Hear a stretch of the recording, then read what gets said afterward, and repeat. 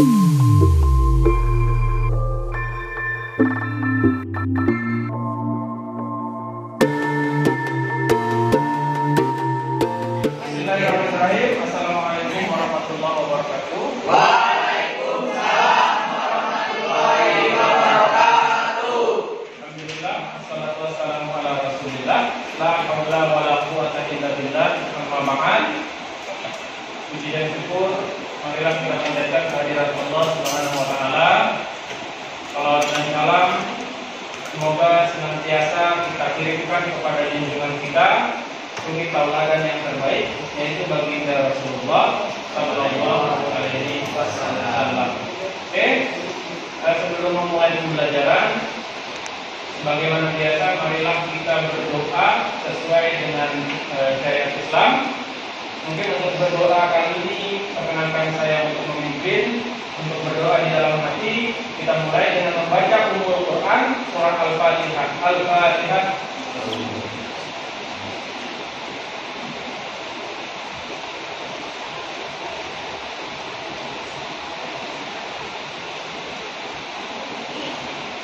Selesai?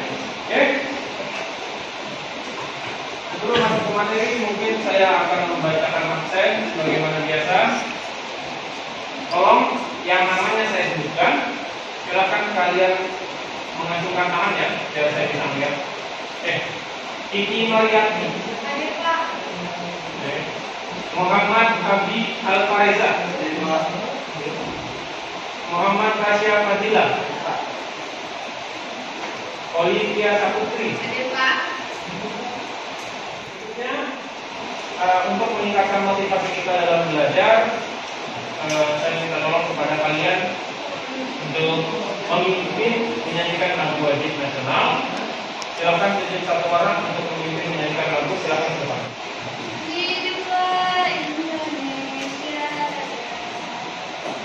Indonesia tanah air. Terima kasih. Berikutnya kita lanjutkan tadarus Al-Quran kita. Untuk surat yang akan kita baca hari ini adalah Quran surah Al-Ikhlas. Saya minta tolong kepada ketua kelas untuk memimpin teman-temannya. Silakan. Teman-teman, bila kita bertadarus. Bismillahirrahmanirrahim.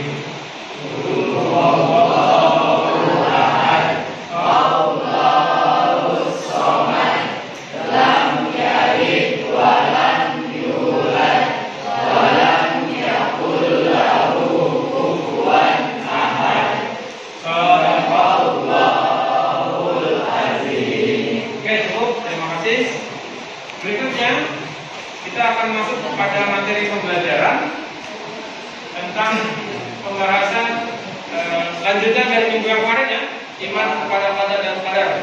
Ini pertemuan yang ketiga atau pertemuan yang terakhir. Setelah ini di pertemuan yang akan datang kita akan pindah ke materi selanjutnya, yaitu penyelenggaraan jenazah. Oke? Sebelum masuk ke materi, saya akan menyampaikan tentang kompetensi dasar. Ada beberapa kompetensi dasar yang akan kita capai di pembelajaran tentang materi iman kepada qadar dan qadar ini. Yang pertama yaitu meyakini adanya qadar dan qadar Allah. Yang kedua, bersikap optimis, berikhtiar dan bertawakal sebagai bentuk dari implementasi beriman kepada qadar dan qadar Allah. Kemudian yang ketiga, menganalisis dan mengevaluasi makna iman kepada qadar dan qadar. Dan yang terakhir, menyajikan kaitan antara beriman kepada qadar dan qadar Allah dengan sikap optimis, berikhtiar dan bertawakal. Indikator pembelajaran. Nah, ini sekaligus menjadi kontrak belajar kita. Saya harapkan ketika kita belajar tentang makna beriman kepada qadar dan qadar, ada beberapa indikator yang kita capai. Ya. Jadi setelah melalui pembelajaran ini diharapkan siswa mampu yang pertama menimbulkan perasaan meyakini adanya qadar dan qadar Allah. Kemudian yang kedua, menunjukkan sikap optimis, berikhtiar dan bertawakal sebagai implementasi dari beriman kepada qadar dan qadar Allah. Yang ketiga, mengidentifikasi hikmah dan manfaat beriman kepada qadar dan qadar. Yang keempat, menjelaskan hikmah dan manfaat beriman kepada qadar dan qadar. Kemudian yang kelima, menganalisis hikmah dan manfaat beriman kepada qadar dan qadar. Keenam, mengaitkan antara beriman kepada qadar dan qadar Allah dengan sikap optimis, berikhtiar dan bertawakal. Dan indikator terakhir adalah menyajikan paparan tentang hikmah beriman dan manfaat beriman kepada qadar dan qadar. Oke. Sebelum saya pindah ke materi, di minggu lalu kalau tidak salah saya sudah menyebutkan ada dua pembagian tentang takdir. Ada yang masih ingat? Oke, silakan. Takdir mubrang adalah ketentuan Allah atau yang tidak dapat diubah. Oke, takdir mubrang. Masih ingat ya? Takdir mubrang itu adalah takdir yang tidak dapat diubah. Masih ingat contohnya? Apa saja? Hari kiamat, jenis kelamin bayi dan jodoh. Oke, yang kedua? Takdir Allah. Apa itu takdir Allah? Takdir yang dapat dirubah. Maksudnya takdir yang dapat dirubah melalui usaha. Atau dalam bahasa agama sering disebut dengan istilah ikhtiar. Contohnya menjadi pintar dengan sebab belajar. Berikutnya ada lagi menjadi kaya raya, ya, atau menjadi orang yang hidup berkecukupan disebabkan karena perjuangan hasil dari berusaha atau bekerja. Ada lagi hidup sehat, ya, hidup sehat sebagai bentuk dari usaha menjaga kebersihan. Baik, berarti anak-anak masih ingat ya. Hari ini kita akan membahas tentang fungsi beriman kepada qadar dan qadar. Apa saja sih Pak fungsinya beriman kepada qadar dan qadar? Oke, perhatikan. Yang pertama, membangkitkan rasa perlunya berusaha dan perlunya bertawakal dalam kehidupan. Salah satu fungsi dari beriman kepada qadar dan qadar itu adalah menimbulkan keinginan kalian untuk berusaha. Saya pernah berdebat dengan salah satu orang, ya. Jujur saya tertarik dengan satu buah kalimat yang ada di spanduk di kelas kalian. Selalu ada harapan bagi orang yang berdoa, selalu ada jalan bagi yang sering berusaha, dan akan selalu ada kesuksesan bagi yang yakin dan percaya. Oke, satu hari pernah ada yang bertanya ke saya, Pak, ngapain kita mati-matian berusaha Pak? Kan kita sudah ditentukan takdirnya oleh Allah. Jadi dia menganggap kita nggak perlu berusaha, kita tidak perlu bekerja ataupun berikhtiar dengan usaha yang sungguh-sungguh, yang keras. Tahu juga Allah sudah memberikan hasil. Allah sudah menentukan kita Pak, kita akan seperti ini. Allah sudah menentukan rezekinya sudah sekian, jodohnya nanti si ini sudah menentukan. Kalau gitu Pak, ngapain berusaha? Usaha itu adalah cara atau jalan untuk menentukan hasil yang kita inginkan.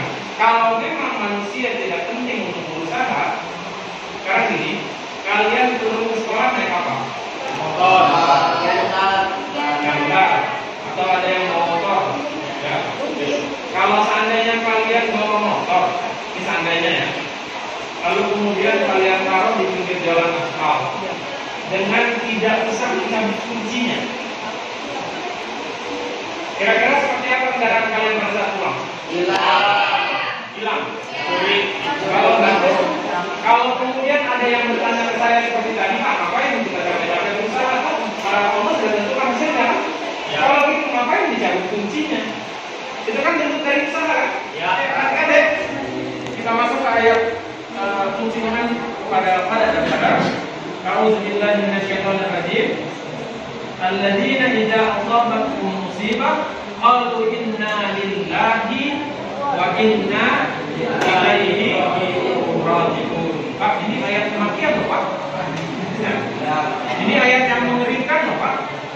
Oke, perhatikan terjemahannya, yaitu orang-orang yang apabila ditimpa oleh musibah atau diberikan oleh Allah musibah atau pencobaan, maka mereka mengucapkan inna lillahi wa inna ilaihi raji'un.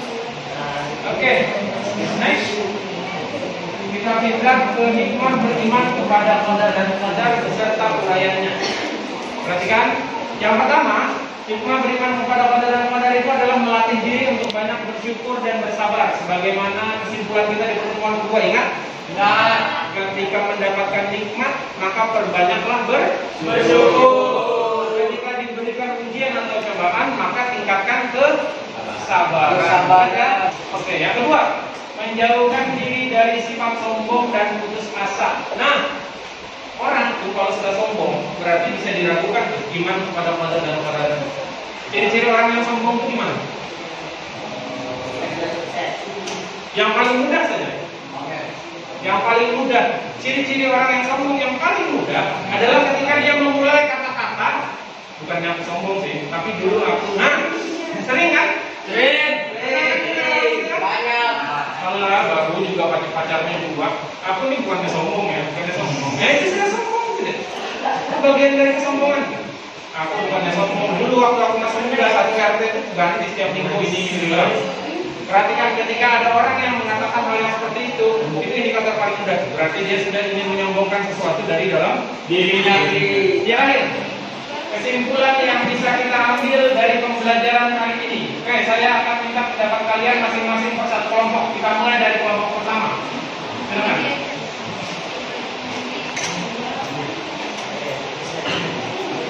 Dari sana aja.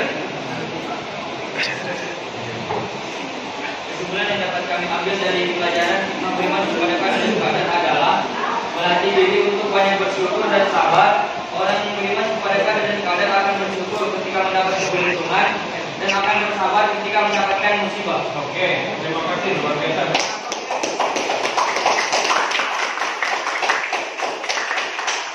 Silakan kelompok dua.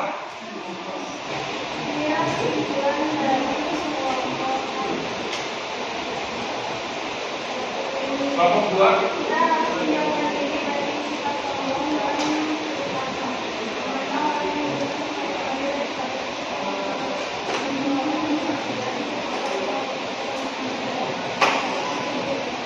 Oke, cukup. Terima kasih.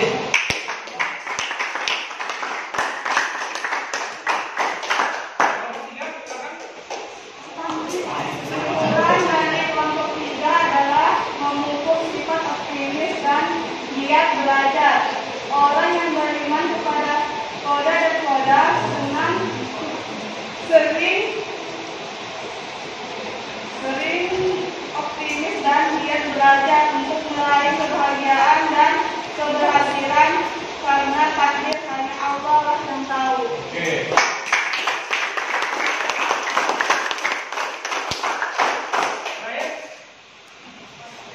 Kesimpulan dari kelompok 4 adalah menenangkan jiwa. Orang yang beriman kepada Qada dan Qadar senantiasa mengalami ketenangan jiwa dalam hidup. Oke.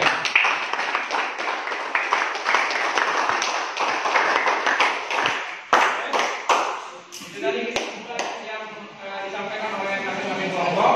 Semuanya saya anggap benar, ya. Tapi mungkin saya akan ringkas dengan bahasa yang lebih simpel. Kesimpulan yang bisa ambil dari pembelajaran tentang iman kepada Qada dan Qadar adalah ketika mendapatkan kenikmatan atau kebahagiaan, maka jangan lupa bersyukur. Kemudian yang kedua, ketika mendapatkan ujian atau cobaan, maka perbanyak bersabar. Baik, itu saja mungkin yang saya bisa sampaikan pada pertemuan hari ini.